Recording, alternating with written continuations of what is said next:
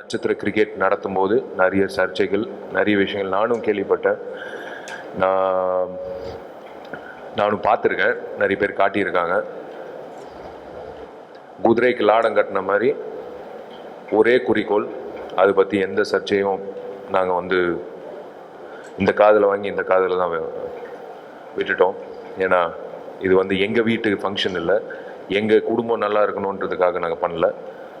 ஒட்டுமொத்த நடிகர் சங்கம், நாடக நடிகர்கள், மூத்த நடிகர்கள் எல்லாரும் நல்லா இருக்கணும், வாழ்வாதாரம் உயர்த்தணுன்ற ஒரே அடிப்படையில் நாங்கள்லாம், அதாவது நாயா பேயா உழைச்சாங்க அப்படின்னு நீங்கள் எல்லாம் கேள்விப்பட்டீங்க. உண்மையிலேயே இந்த பசங்கள்லாம் சேர்ந்து நாயா பேயா உழைச்சாங்க இந்த ஈவெண்ட்டை சக்ஸஸ் ஆகுறதுக்கு. அன்றைக்கி அந்த வெயிலில் 12 மணி நேரம் எத்தனை பேர் மயங்கி விழுந்தாங்கன்னு எங்களுக்கே தெரியாது, யாருக்குமே தெரியாது. நாங்களாக போய் அந்த ட்ரெஸ்ஸிங் ரூம் உள்ளே போயிட்டு மறுபடியும் ரிஃப்ரெஷ் ஆகி வேறு வழி இல்லை, இந்த ஃபங்க்ஷன் நடத்தணும், இந்த நிகழ்ச்சி வெற்றிகரமாக நடத்தணும் அப்படின்னு சொல்லிட்டு மறுபடியும் வெளில வெயிலில் நின்று எல்லாரும், என்னை பற்றி நான் சொல்ல மாட்டேன், பசங்க எல்லாரும் அந்த பசங்களும் பொண்ணுங்களும் ஆல் யங்ஸ்டர்ஸ் நின்று அந்த நிகழ்ச்சியை வெற்றிகரமாக அமைச்சு கொடுத்துருக்காங்க. Hats off to their hard work. அதாவது இந்த கிரிக்கெட் நடத்துறதுக்கான சூழ்நிலையும் உங்களுக்கு தெளிவுபடுத்திட்டோம். ஆனால் இந்த கிரவுண்டில் அந்த ஸ்டேடியத்தை நிரப்பி எங்களுடைய பலத்தை காட்டி ஒரு விஷயம் செய்யப்பட வேண்டும் என்று எங்களுக்கு திட்டமிட்டு இருந்தால் அதை 100 மடங்கு நாங்கள் சாதிச்சு காட்டியிருப்போம். எங்களுடைய நோக்கம் அது அல்ல. சன் டிவிக்கு 18 மணி நேர ஃபுட்டேஜ், அதை 2 மணி நேரங்களாக 12 மணி நேரங்கள் கடைசி நிகழ்ச்சியாக தயாரித்து கொடுக்க வேண்டியது, அவர்கள் நேரலை பண்ண வேண்டியது அவர்களுக்கும் எங்களுக்குமான ஒப்பந்தம். இதில் நாங்கள் டிக்கெட்ஸ் அடித்தது எதுக்குன்னா, எங்களுடைய ரசிகர்களாக, கலைஞர்களுடைய ரசிகர்களாக இருப்பவர்கள் ப்ளஸ் எங்களுடைய உறுப்பினர்கள். மூன்றாவது, அந்த டிக்கெட்டை வாங்கக்கூடியவர்கள் யார் என்றால் நடிகர்களே. அவர்களுடைய ஃபேன்ஸுங்களுக்கு அவங்களே வாங்கி கொடுக்கணும். 2 லட்சம் 3 லட்சத்துக்கு அவங்க வாங்கி கொடுக்கணும். அது ஒரு நன்கொடையாக நடிகர்களிட்டிருந்து வசூலிப்பதற்காக மட்டும்தான் அது அடிக்கப்பட்டது. 1. 2வது, இணையதளத்தில் ஆன்லைனில் நாங்கள் எதுக்கு விற்பனைக்கு கொண்டு வந்தோம் அப்படின்னா, 3 நாளைக்கு முன்னாடி அந்த விற்பனையை ஸ்டார்ட் பண்ணோம். ஒரு பொது நிகழ்ச்சி ஒரு பொதுவான மக்களுக்காக ஓப்பன் பண்ணி விடணும் அப்படிங்கிறது ஒரு சட்டம். அந்த மரபுக்காக அது பண்ணப்பட்டது.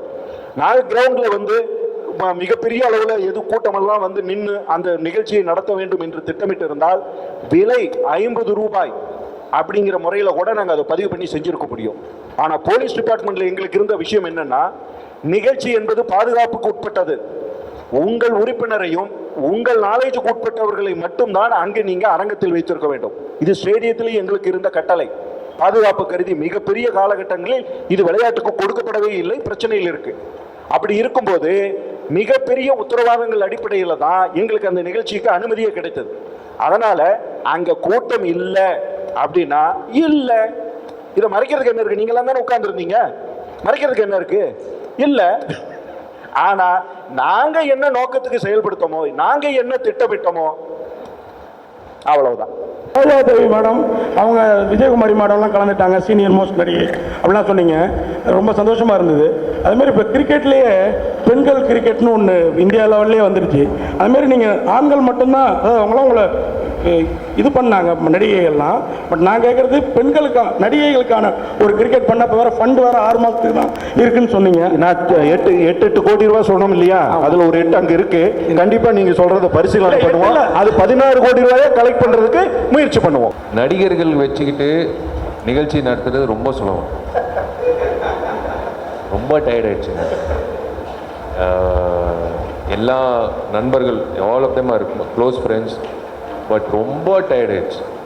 எல்லாரையும் வரவழைச்சு எல்லாரையும் நீங்கள் வரணும். எங்களுக்கு என்ன ரொம்ப சந்தோஷம்னா, ரோவேல கூட நாங்கள் பார்த்தோம் இந்த நிகழ்ச்சிக்காக.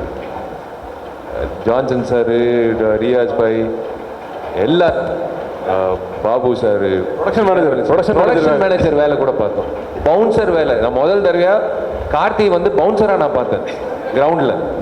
இப்படி போய் அப்படின்றான், ஏய் கார்த்தி நீ ஆக்டர்ரான. அவங்க சிரிக்கிறாங்க லேடி கான்ஸ்டபிள். ஐயோ கார்த்தி என்னங்க இப்படி, என்ன பண்ணுறது? வாக்குறுதி கொடுத்துட்டோம் பில்டிங் கட்டணும்ன்ட்டு வேற வழி இல்லை. எல்லா பசங்களும் இறங்கி வேலை செஞ்சாங்க. ஆனால் நீங்கள் சொன்னது வந்து இவர் சும்மா சொல்லிடுவாரு, அது நடக்கவே நடக்காது. ஏங்க அவர் ஒரு ஆசைப்பட்டாரு, விடுறா தம்பி. அதெல்லாம் நடக்கவே நடக்காது. 3 வருஷம் கழிச்சு எழுதி கொடுத்துறேன். ஏன்னா எனக்கு வந்து நான் தான் சொல்கிறேன்ல, தீராத விளையாட்டு பிள்ளைகள் நான் சொன்னேன்ல, இனிமேல் வந்து 3 கதாநாயகிகளோடு நான் நடிக்கவே மாட்டேன்னு. ஏன்னா பாதி முடி கொட்டிடும். அந்த மாதிரி தான் இந்த நிகழ்ச்சியில் ஆர்டிஸ்ட் வச்சு என்ன அடுத்த நிகழ்ச்சின்னு கேட்டிங்கன்னா நான் உறுதியாக நான் சொல்லிடுவேன்.